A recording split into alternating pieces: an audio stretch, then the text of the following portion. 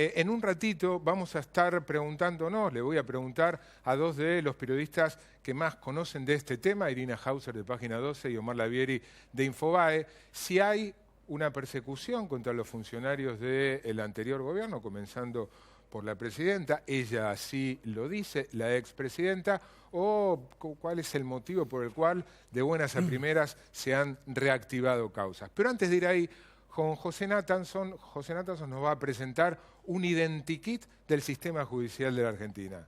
Buenas noches, José. ¿Qué tal, Marcelo? ¿Cómo va? ¿Cómo es ese identikit? A ver, el identikit es una técnica, estaba investigando un poco, que nace en los años 50 en Estados Unidos, cuando para buscar a personas que estaban prófugas después de haber cometido un delito, empieza esta idea de, a partir de las declaraciones de testigos, ir construyendo algunos rasgos idiosincráticos de una persona. La nariz es un poco así, la oreja para acá, los ojos para acá. Bueno, lo que vamos a hacer ahora es tratar de hacer un brevísimo, resumidísimo identikit de la justicia a partir de 4 rasgos que yo creo que de algún modo caracterizan políticamente a la justicia argentina. El primer rasgo, podemos ver la primera placa, es lo que uno podría decir la ineficiencia o la lentitud de la justicia. Mira, esta curva, Marcelo, marca los condenados que están en prisión y los procesados. Es decir, muestra la cantidad de gente que está detenida tras las rejas sin condena firme, es la línea verde, y con condena firme es la línea roja. Es decir, en prisión hay más gente, sin condena que con condena. Que con condena, ¿eh? Sí, hay más gente sin condena que con condena. Y en los últimos años esa diferencia, como marca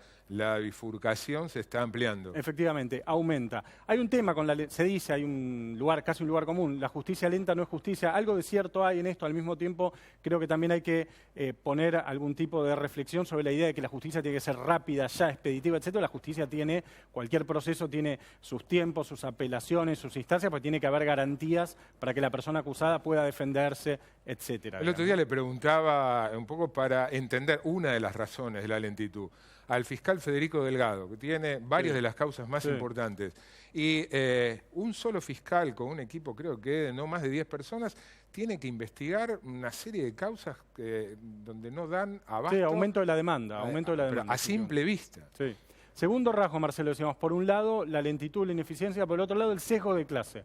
La justicia es una justicia que básicamente condena y enjuicia a las personas pobres. Mira, estos son datos de la gente que está en prisión. 74% proviene de hogares en situación de pobreza, 23% de los presos no terminó la primaria, contra 4 o 5% en el total general que no terminó la primaria, y 18% proviene de hogares con un solo jefe de hogar. Es decir, en general, los presos son personas pobres, son varones, son jóvenes y vienen de hogares vulnerables. La justicia tiene un sesgo de clase. Esto no quiere decir que los pobres cometan más delitos, pueden cometer tal vez más delitos contra la propiedad. Lo que ocurre en general es que hay cierto tipo de delito que se condena más fácilmente y cierto tipo de delito que se condena con más dificultad. O sea, primer rasgo para el identikit, justicia lenta. Segundo rasgo, un sesgo de clase en contra de los más pobres. Efectivamente. Y vamos al tercer rasgo, que ya lo discutimos acá alguna vez, que es el tema de la politización de la justicia y de cómo la justicia cada vez interviene más en cuestiones políticas. Estos son los datos de Gustavo Arballo, que se tomó el trabajo de analizar los casos que él llama políticamente perfilados que llegan a la Corte Suprema de Justicia. Políticamente perfilados quiere decir que fueron motivo de debate político, que participaron los medios de comunicación, los partidos políticos, los dirigentes. Fíjate cómo crece.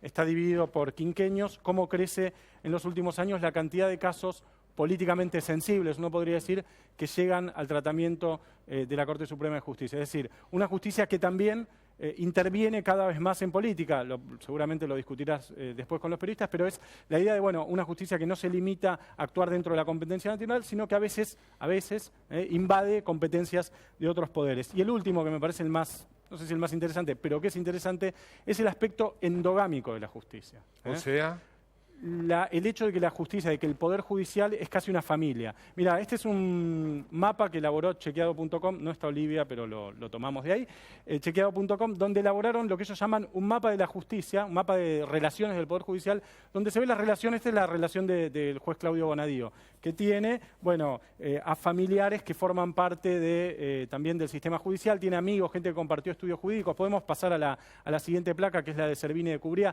donde también hay un hijo, un hermano, etcétera, que también forman parte del sistema judicial. Con esto no estamos acusando a nadie, me parece que hay que ser claro en esto, no estamos diciendo que ninguna de estas personas está mal contratada, que no trabajan, o sea, no hacemos una denuncia. Relaciones. Simplemente decimos Vínculos. que la justicia está construida por un entramado de personas que tienen vínculos entre sí. Vemos, si te parece, la última placa donde se ve el mapa de relaciones del Poder Judicial del presidente de la Corte Suprema de Justicia, Ricardo Lorenzetti, que tiene, bueno, ahí está Pablo Lorenzetti, sus hijos, gente que trabajó con él en alguna fundación, en un estudio jurídico, etc. Entonces la justicia, Marcelo, es lenta e ineficaz, tiene un sesgo de clase, está politizada y es endogámica. Ese es el identikit. Déjame agregarte una. Sí. Seguramente, si se pudiera medir, una desproporción entre las condenas, incluso los procesamientos, por delitos que no sean cometidos por grandes empresas y delitos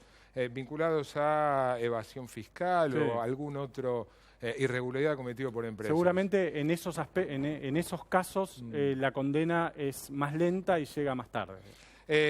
Antes de preguntarle a Irina Hauser y Omar Lavieri si creen que hay una persecución, si el desfile de funcionarios kirchneristas por el Palacio de Tribunales, por Comodoro Pi, por la Justicia Federal, está orquestada o no, presten atención a los ruidos que se escuchan en la justicia.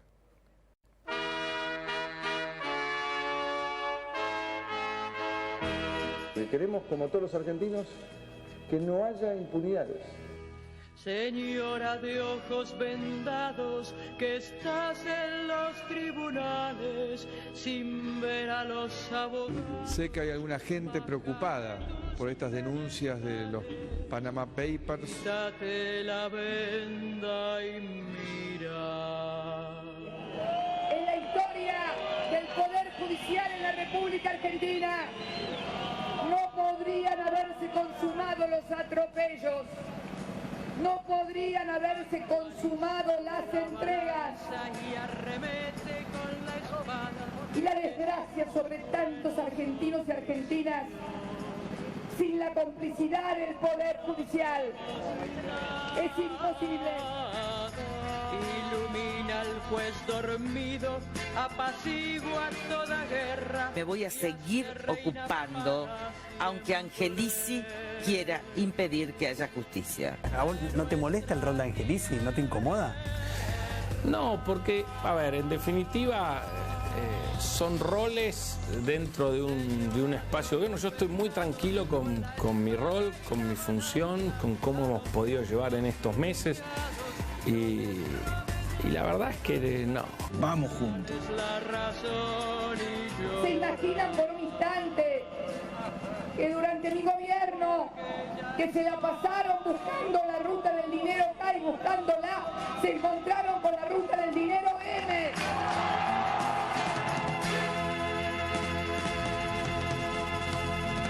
Estamos con Irina Hauser, una de las periodistas que en Página 12 sigue temas judiciales. Gracias, Irina, por venir. Gracias por invitarme. Y con Omar Lavieri, que hace lo mismo en Infobae, acaba de publicar la segunda edición de este libro que ahora vas a ver en pantalla, El Recaudador. Es una investigación sobre el caso de Ricardo Jaime. Gracias, Omar, por venir. Nada. Ricardo Jaime, uno de los funcionarios del gobierno anterior, preso. El otro es José López. Y ayúdenme, ya que estamos, ayúdenme un breve listado de los funcionarios del gobierno anterior que están, además de los dos presos, que están procesados. Empezando por ¿La expresidenta? la expresidenta, el ex vicepresidente. El ex vicepresidente. ¿Hay exministros? Sí. Julio De Vido, por ejemplo. Los dos secretarios de transporte de la primera etapa del gobierno, Schiavi y Jaime. Están los jefes de gabinete por el caso Fútbol para Todos. Claro, Capitanich, Abal Medina y Aníbal Fernández también por Cunita, el ex ministro de Salud de la última etapa, Daniel Goyán. Presidente del Banco Central, Manuel, todo el directorio. Axel Kicillof. Axel Kicillof por la causa del dólar futuro. Y podríamos seguir así. Sí. ¿Granero de Cedronar? Granero. ¿Hay una persecución? ¿Qué otra explicación? ¿O hay otra explicación para eso? Adam. Irina. Yo le encuentro una explicación un poco más amplia que una simple persecución.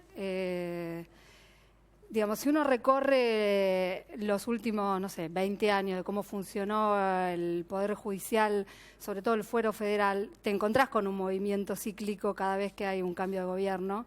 Por ahí esto es una obviedad, porque sí, cada vez que hay un cambio de gobierno o que se está viniendo el ocaso de alguna gestión, empiezan a llover las medidas, los allanamientos, los llamados a indagatoria.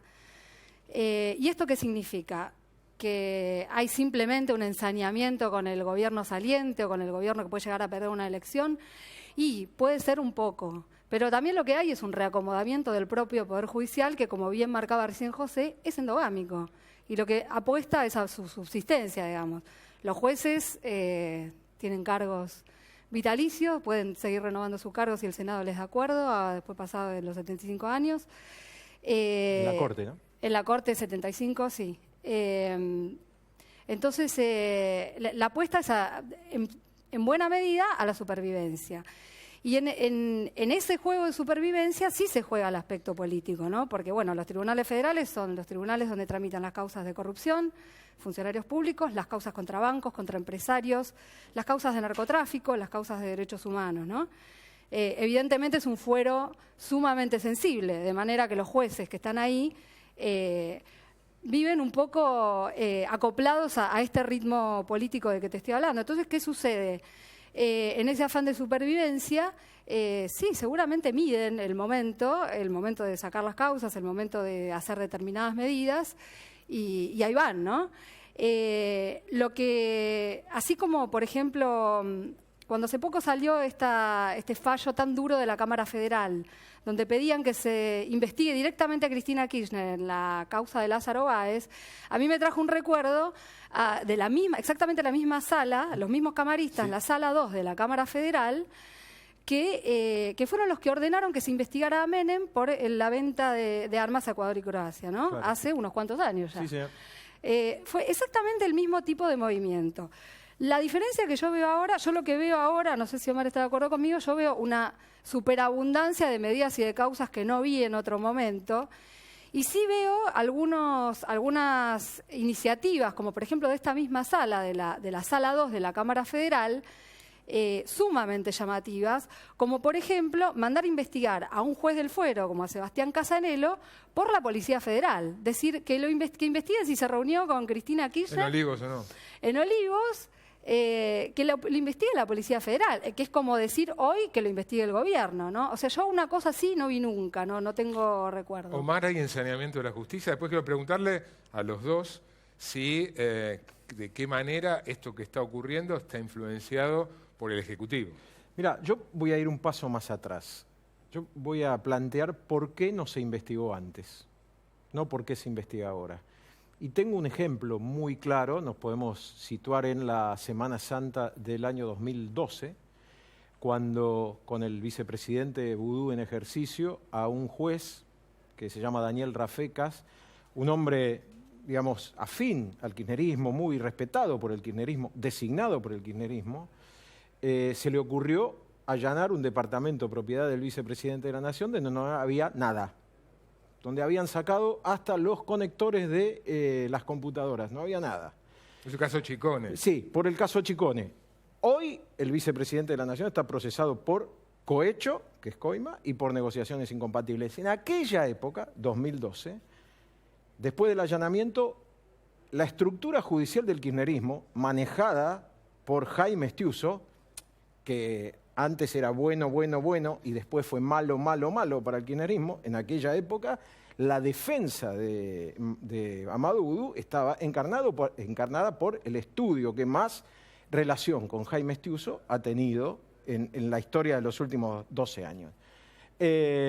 Volaron, después del allanamiento, perdóname, volaron el juez por los aires y estuvo con un pedido de juicio político avanzado en el Consejo de la Magistratura hasta hace no mucho. El fiscal Carlos Rívolo, que había pedido el allanamiento, y el Procurador General de la Nación, el Bebe Rigui, alguien que era kirchnerista de siempre, que fue camporista del verdadero Cámpora y que era un hombre respetado en el ambiente del derecho penal, por más que hayamos tenido alguna discusión que otra.